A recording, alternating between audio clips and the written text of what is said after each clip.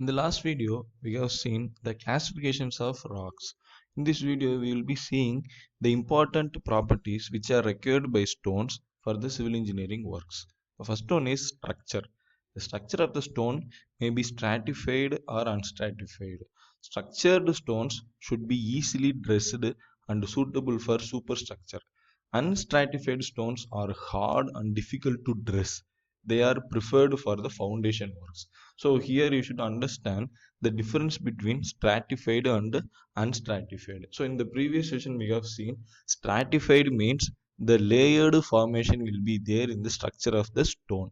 Unstratified means uniform grain and compacted structure will be available. So what they are telling, the structured stones should be easily dressed and suitable for superstructure. So unstratified stones are hard, so that difficult to dress. They can be preferred for foundation works. So in the foundation preparation of for any building, there will be a large requirement of stones or rocks. So there, these unstratified, not having layers, those stones can be utilized for foundation work. So in case of superstructure, it should be easily dressed and can be easily handled. So those sort of stones will be utilized for superstructure. So foundation in the sense which the component of a building which is available below the ground surface. Superstructure is nothing but the component of the building which is available above the surface, above the ground surface. So the easily dressable stones are preferred for superstructure, whereas unstratified stones are preferred for foundation work. The second one is texture. Fine grained stones with homogeneous distribution look attractive, and hence they are used for carving. Such stones are usually strong and durable. So texture can be anything. So naturally, if you see any stone, there will be a texture of some roughness will be there. So but still, again, the structure plays the role with respect to the requirement of texture. Fine grained stones with homogeneous distribution look will be attractive and can be used for for the superstructure purpose or facing works. Facing works means especially for compound walls. So normally compound walls can be constructed with the help of stone as a material instead of using bricks. So that, so there the compound walls, the external face and internal face will be there, right? So the external face will be having the stone works. So there fine grained stones, which means unstratified stones, can be utilized there as a facing work. So then third one is density. Denser stones are stronger, lightweight stones are weaker. So that is the simple criteria. Denser in the sense, density in the sense what? Mass per volume. So for a given volume, your stone may look like a large in size, very large volume, but the mass, if you see, the inner portion of the rock may not have an uniform profile. There may be some unexpected or unwanted voids may be there. So there the mass value will be getting reduced. So mass per volume, density also will be getting reduced. So that only they are telling the stronger one is nothing but denser stones which having more mass in its structure. So stones with specific gravity less than 2.4 are generally considered unsuitable for building works. So that is the important criteria you should note. So for any stone to be used in construction purpose, and the density should be at least which means the specific gravity should be at least more than 2.5, right? So appearance, again appearance comes to your structural physical categories. A stone with uniform and attractive color is durable if grains are compact. Marble and granite get very good appearance when polished. Hence, they are used for face works in buildings. So, if you see the buildings, high profile building in the sense, which involved higher budget in the construction. So those buildings would prefer those sort of materials like marbles or granites in their flooring work, or the facing work.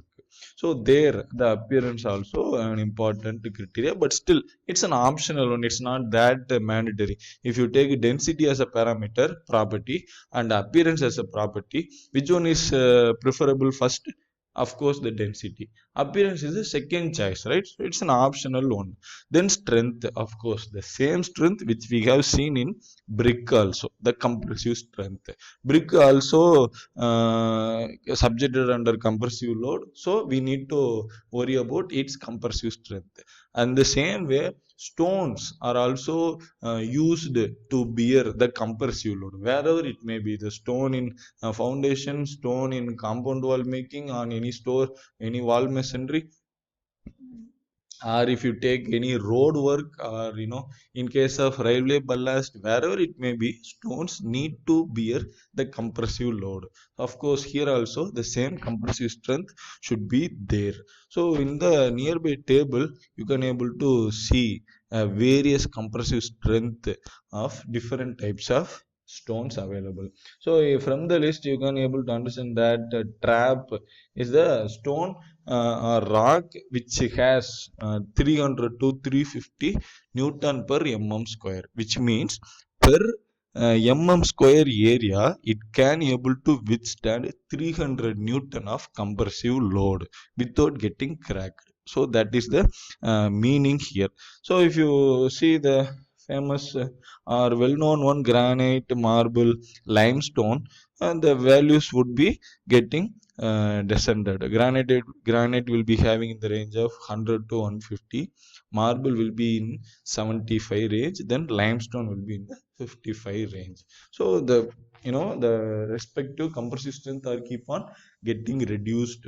So understand from this parameter only the respective type of stones will be preferred for flooring in the buildings. Understand that, right? So that flooring we will be seeing in the second unit only, but still I want to make a connect here, right? So depending upon the values available here, and depending upon what requirement we are having, we are deserving, so from both of them we will be deciding the type of flooring for our particular building. Then next one is hardness. Of course, again I told hardness in the sense resistance against scratching. So it is an important property to be considered when stone is used for flooring or pavement. Yes, whenever the stone is chosen for flooring in your building, whatever the building may be, it may be a residential building, or it may be office building, it may be a hospital building, we will be seeing, right, what are the classifications of buildings are there in a second unit. But still you should have the some overall understanding about that. So pavement in the sense road. So road carries pedestrians, cycle load, two-wheeler load, four-wheeler, whatever it may be. So all those loads are tend to scratch the top surface of your pavement. So of course hardness is an important parameter if the stone is preferred for flooring and pavement. So coefficient of hardness is to be found by conducting test on standard specimen in Dory's testing apparatus. So Dory's testing machine is one of the machine which can measure the hardness of the material. So we are having different types of hardness testing machines out there in the lab, but here they have mentioned about the Dory's testing machine.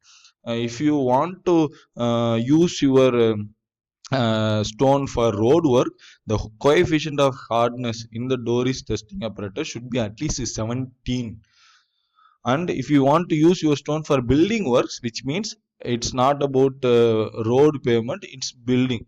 If it is a building application, then the coefficient of hardness should be at least 14, right?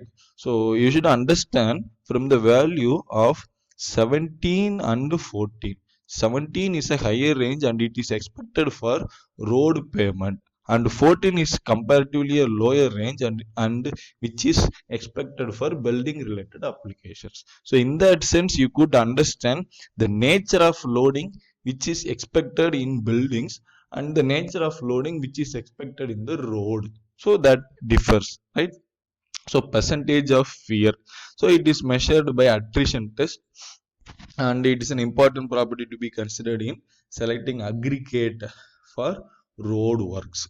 So and railway ballast, so railway ballast in the sense you can able to see it here. Railway ballast is nothing but that stage over which the rails have been put up, right? So this particular thing is called railway ballast. So for that ballast, if you want to use a certain type of stone, that stone should possess certain minimum value in case of your percentage of wear. So what they are telling, should not wear more than 2%.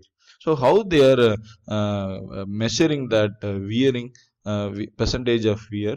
Uh, I would like to show you an equipment called Los Angeles abrasion test. So this is that particular machine. So in which it is a steel rolling drummer which is set up like this, and inside which the required aggregates, which is nothing but the stones, will be put inside along with some steel balls. So you can able to see like the steel balls will be put up inside. So and for a particular time period the cylinder will run like this. So what will happen, this steel ball and other aggregate will get smashed with each other, and after that particular time period the entire thing will be put out. So excluding that steel balls, that weight of that aggregates will be gauged before and after the process. So from that and using some calculation, they would come to a conclusion that this is the percentage of wear. So it's nothing but raw aggregate is put up inside and rolled along with some steel balls, and finally what would have happened? The outer skirt of your that aggregate would get peeled off because of that impact of the steel balls. So how much wearing happens we can measure from such a experiment. Then porosity and absorption. Of course, porosity and absorption is nothing but similar to water absorption in case of your bricks. So here, how much percentage they are telling? Only 5 percentage of water absorption is allowed after 24 hours of water immersion. So if any stone or any rock you have preferred is absorbing more than 5 percentage of water during that 24 hours water soaking, it is not considerable for the construction purpose, because it indicates that inside the mass of the stone it has more porous than we see it from outside. So it is not suggested to use them in loading purpose. Then weathering, of course rain and wind cause loss of good appearance of stones. Hence stones with good weathering condition resistance should be used for face work. Face work is nothing but external wall work for your building. That's all. So there, for your aesthetical purposes, people used to have some tiles, different decorated tiles will be there, will be available in the market. So those tiles, and from what kind of stones they are being made. So that particular stone should have adequate weathering resistance, or else you may put it like for the beauty purpose, or for a looking good appearance, but over a period of time, within a 6 month or one season or two season, it would get disintegrated over a period. So it would ultimately result in a failure of your choice, right? Then finally toughness, similar to hardness, toughness is nothing but resistance against the impact. So again, if you want to use your stones for road work, the toughness index should be more than 19, and if you want to use your stone for other than road purpose, your toughness index shall be between 13 to 19. So right, so these are all the important properties of stones one should consider: structure, texture, density, appearance, strength, hardness, percentage of wear, porosity and absorption, weathering and toughness.